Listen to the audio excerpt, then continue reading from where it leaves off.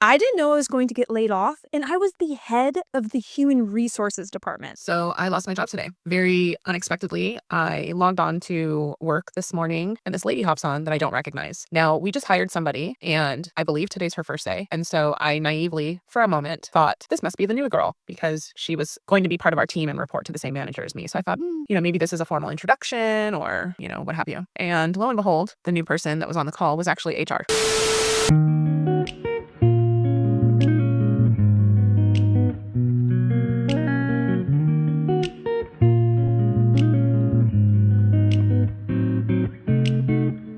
Nearly 100 companies just announced that they are doing massive layoffs. I have a very, very strong feeling this is only the beginning of this. The way that things have been going lately, I have a feeling this is going to be like record-breaking data, even within just the next few months. So Joann's was one, but that's not a surprise because they're closing all of their stores. Walgreens, Intel, FedEx, Neiman Marcus, John Deere, Macy's. Macy's just closed 66 stores, but they're looking to close at least 150 this year. Saw something else about Forever 21 closing their corporate headquarters and laying off hundreds and hundreds of people. Estee Lauder, Starbucks, Kohl's, Walmart all have layoffs in the works.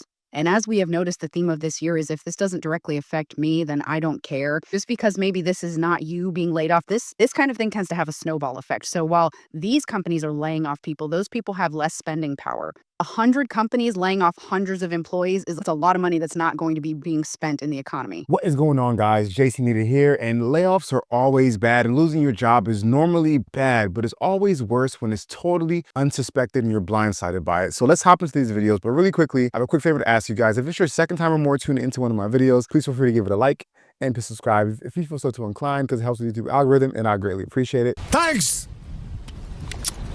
Love you! And with that, let's get into it. So today something happened. My boss sent me a text and asking me if I got a meeting invite for 9 a.m. this morning. Then we met, and then there's been like a lot of changes in our business. Then she said, unfortunately, your job has been impacted as well. So after 19 official years, 2 years as a temp, so 21 years at my company, I am officially laid off. And it was a shock, but it is an opportunity now because I feel like everything happens for a reason, and God puts us in places where it might seem like we're uncomfortable, but it's because you need to move. Okay, so 21 years, guys. 21 years. That's a 2 and a 1 next to each other. I don't know why I said that. I'm sorry. I didn't.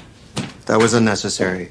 Sorry about that. But point is, this is a very long time to be with one company. I mean, it's almost unheard of now. She says that the company was experiencing some troubles and her boss called her and it affected her. I wonder if there were any signals she saw ahead of time, because it's just unfortunate to be with some place for 21 years and all of a sudden you're gone like that. But like she mentioned, I mean, this may be a good thing because maybe it was time for her to make a move. And sometimes layoffs can be a blessing in disguise, especially if you've been on the fence about making a change and maybe trying to level up in some way in your life, but you've been stuck in that one position for 21 years or so. It could be a good thing. But nonetheless, in this time right now of mass layoffs and this recession that it appears we're in or going into, not the best time to be laid off. It is day 3 after unexpectedly losing a job I love due to a layoff. And things could be better, that's for sure. I totally lost my voice, not feeling well, and doing our best to keep trucking. Today was all about finding other sources of income so we could take care of our family during this challenging time. And with that,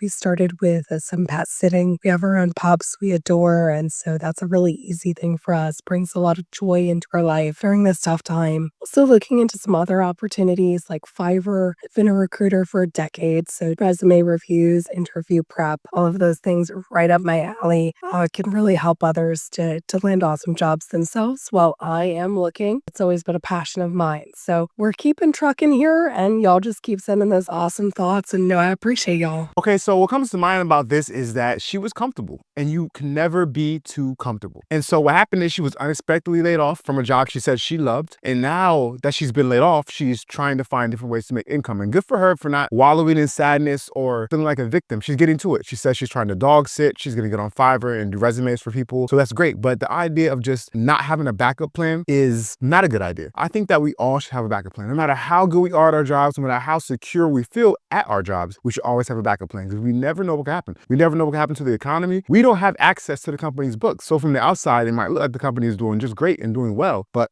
really internally, the books are messed up. They're not making enough money. They're not bringing enough revenue in. Things could be going on behind the scenes you have no idea about, especially if you work for a private company where information is not so public and they don't have to make these annual announcements. I forget what they're called, annual publications. You know what I'm talking about, where they show the health of the business. So yeah, always have a backup plan in place right before something happens. If you're somewhere for like the other woman was 21 years, you might be thinking, oh, I'm good. I'll retire from this place.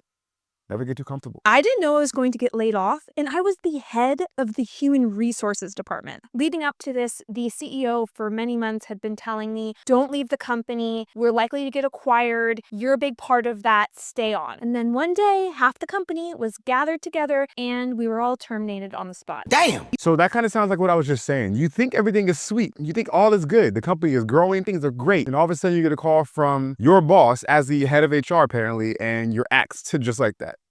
Harsh. If you've ever been laid off, you know that this is extremely disorienting. You feel like the floor is falling out from under you. But I wasn't mad at the company. I wasn't mad at the CEO. It's just business. But get this, the following week after I'd been laid off, I had 4 job interviews at promising companies. Within 3 weeks of being laid off, I had 3 job offers. That's because I had an exit strategy that was about a year in the making. You heard that? So that goes back to what I was saying earlier. She had an exit strategy. She said was a year in the making, 1 year. So even though her boss was in her ear telling her things were great, that they want her to continue to put her all in and don't leave, don't look anywhere else because we have things for you. We're gonna have you grow in the company. For whatever reason, she's like, you know what? Let me cover my bases and make sure that if something does happen, I'm okay. So that's a lesson to us all, for me and you. No matter how comfortable you are on your job, no matter how good you're doing, no matter how great things look, always have an exit strategy. Sure, she was in upper management, it sounds like, so maybe it's easier for her because of that, but no matter what position you're in, you can always have an exit strategy, meaning, let's say that you work in, I don't know, an entry-level position at doing whatever, doing widgets. While you're doing that, make sure that you're learning skills. With online resources now, there's no excuse not to learn new skills. So always have an exit strategy. Let's see what else she has to say. You need to build your exit strategy during the good time, right? So if you're employed now, you need to be focusing on, should anything happen to your role, what are you going to do about it? Job security isn't as real as we usually think it is. So get your exit strategy ready now so that as soon as something happens to your job, either you get laid off or it ends up being not the right environment for you, you can immediately jump into these interviews and these opportunities. I love it. I mean, she hit the nail on the head. I mean, I couldn't say it better myself. I can't say it better myself. All right, let her say it because, I mean, what she's saying is spot on. It doesn't matter what you're doing. You could be doing something that's in, I don't know, underwater basket weaving as your full-time job. But while you're doing underwater basket weaving between 9 and 5 at night, once you're done underwater basket weaving, get on your laptop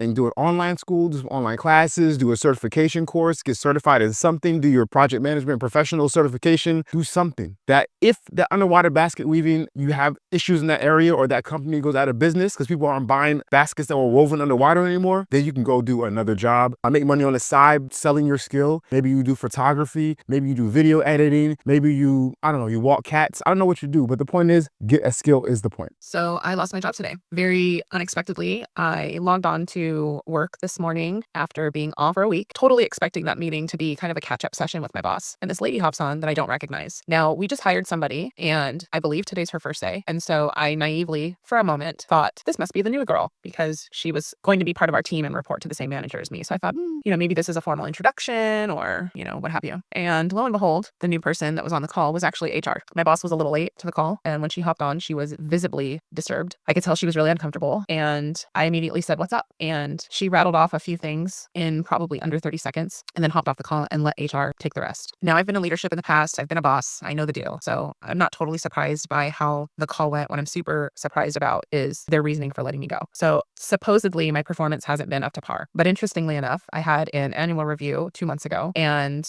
despite not getting a very big raise, I did get a very good review. Matter of fact, my boss rated me higher in every single category than I rated myself. That was just 2 months ago. So I'm super confused. Okay, guys, so this once again goes to show you not to beat a dead horse, and this horse is pretty dead. You just never know. You never know. The last lady said that her boss was saying the company was doing great and that she shouldn't leave and that they had areas for growth for her. Cut. Half of her team cut, or the half of the company was cut. Before that, lady was doing a job she loved for I don't know how long. All of a sudden, cut. Before that, lady was doing a job for 21 years at the same company, laid off. This lady here said that she had no inclination. Now, whether or not that's true or if she was just blind to it, who knows? But she's had no inclination.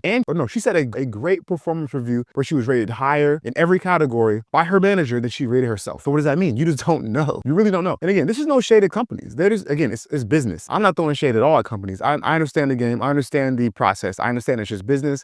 I understand if you don't perform, you get cut. And even if you do perform, sometimes things happen. So while companies have within their right to lay you off at any time at will, because most states are at will states, you as an employee have the right to always make sure that you're staying up on your game, brushing up on your skills, learning new skills. Always have your eye or your ear to the street or whatever these phrases are I'm forgetting today. And make sure that you have a exit strategy and you have a plan just in case you were to be laid off or fired or whatever. I mean, that's the moral of the story here with these stories. Unexpected layoffs, unfortunate, but there are lessons to be learned for us. Always make sure that we are preparing for the worst. And with that being said, guys, if you made it this far in the video, I really appreciate it. Feel free to give it a like and to subscribe if you feel so too inclined. And until next time, make smart financial decisions.